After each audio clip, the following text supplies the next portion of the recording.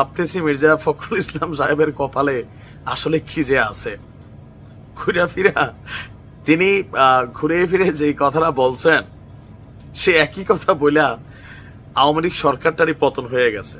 প্রশ্ন ছিল যে কোটা কারা পাবে, মুক্তিযুদ্ধের নাতিপতি নাকি মানে মুক্তিযুদ্ধের নাতিপতি নাকি রাজাকারের নাতিপতি?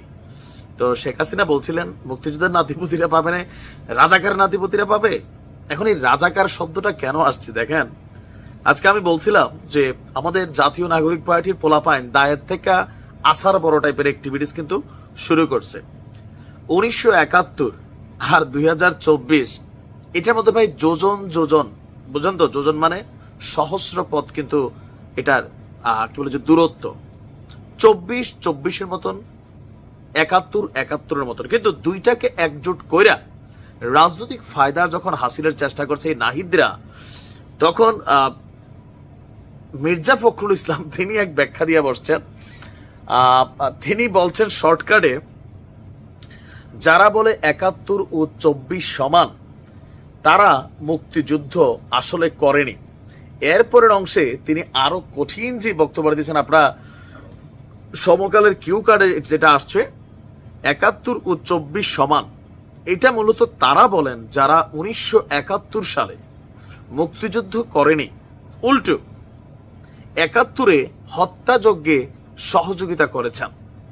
বিষয়টা বুঝাতে পারছি, মানে রাজাকার। তো এখন আজকে নাহিদ সারাদিন যে বক্তব্যগুলা দিচ্ছে, অথবা মানে এনসিপি যেটা দিচ্ছে, সেই বক্তব্যটা টেকনিক্যালি মির্জা ফখরুল ইসলাম সাহেব যে বক্তব্য দিয়েছেন পুরা একদম মানে আবারও আমি জানি না যে বিএনপি এবং মানে জাতীয় নাগরিক পার্টির মধ্যে কি ঘটতে যাচ্ছে। তো আমাদের মির্জা ফখরুল ইসলাম সাহেব বলছেন যে কিছু কিছু মানুষ এবং কিছু কিছু দল বোঝানোর চেষ্টা করছেন 1971 সালে কোনো ঘটনাই ছিল না। সত্যি কিছু দল কিন্তু আছে।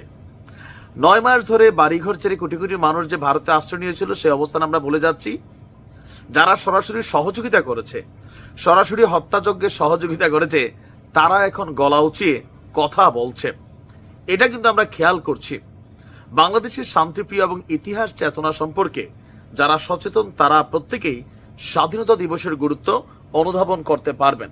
এবারের স্বাধীনতা দিবসে আমরা দেশকে আমরা গণতান্ত্রিক জনগণের জন্য কল্যাণ রাষ্ট্র বিনির্মাণের চেষ্টা করছি।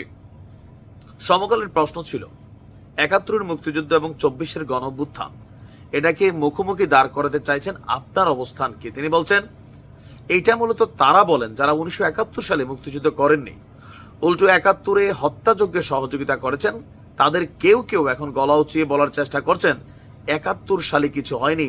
কিছু কিছু দল বোঝানোর চেষ্টা করছে মুক্তিযুদ্ধ কোনো ঘটনাই না। তো এই যে বক্তব্যগুলা হঠাৎ করে আপনার মানে মির্জা ফখরুল ইসলাম তিনি কিন্তু অনেকের টার্গেট। আপনি দেখবেন পিনাকির টার্গেট, সাংবাদিক ইলিয়াসের টার্গেট, জাতীয় নাগরিক পার্টিরও উনিই কিন্তু টার্গেট, আবার জামাতের উনি টার্গেট। কারণ সত্যি কথা যেটা, অনেস্টলি বিএনপিতে যারা রাজনীতি করেন, মির্জা ফখরুল ইসলাম আপাদমস্তক একজন ভদ্রলোক মানুষ, সহনশীল মানুষ। আর আমার কাছে মনে হয় যে দাঙ্গা ফাঙ্গা, এরপরে ধরেন যে কি বলা হয় যে উগ্রবাদিতা, উস্কানিমূলক মেন্টালিটি, ফাইরা ফেলো ছিঁড়া ফেলো, এই জিনিসগুলোতে বিএনপির রাজনীতিতে একটা ভিন্ন মাত্রা তিনি যোগ করেছেন। এখন তিনি বিভিন্ন কারণে আলোচিত হচ্ছেন, সমালোচিত হচ্ছেন। বাট এই মুহূর্তে তিনি যে বক্তব্য দিয়েছেন, তাহলে নাহিদদের উদ্দেশ্যে তার বক্তব্যটা কি? কেউ কেউ বলেন যে এই দলটা 1971 সালে স্বাধীনতার বিরোধিতাকারী যে শক্তি ছিল, তাদেরই বি টিম। কি জানি ঘটতে যাচ্ছে মির্জা ফখরুল ইসলাম সাহেবের কপালে।